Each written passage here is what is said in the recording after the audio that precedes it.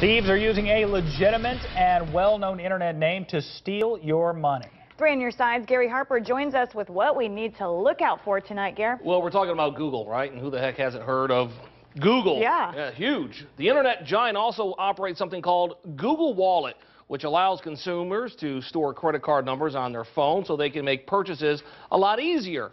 But Google Wallet is not in the business of helping you buy a car.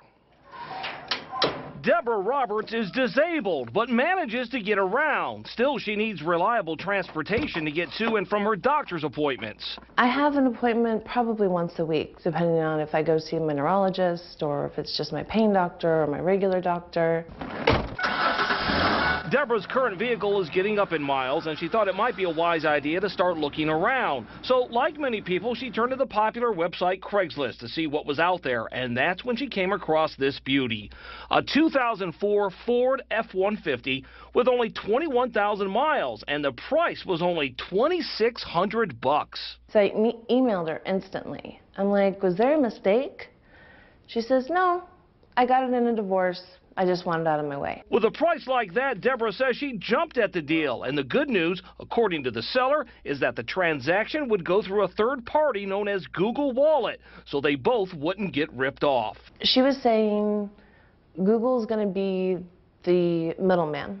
You're going to give them the money, they'll hold on to it, I'll ship you the truck. Deborah agreed and says Google Wallet later emailed her an invoice and told her to wire them $2,600 to hold for the purchase of the truck. So Deborah went to this Fry's, and using Western Union inside, she tried to wire the money. However, employees at Western Union tried to stop her. They even gave me a hard time.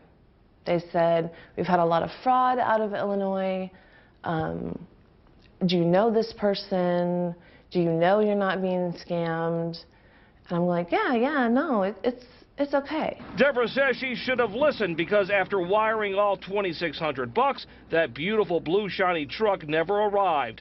As for Google Wallet, the escrow account where the money was to be kept safe, well, Google Wallet does exist and it's legitimate, but it's mainly for small retail purchases and not used for car transactions. Deborah now realizes she was caught up in an elaborate scheme where the scammer posed as a seller and as Google Wallet.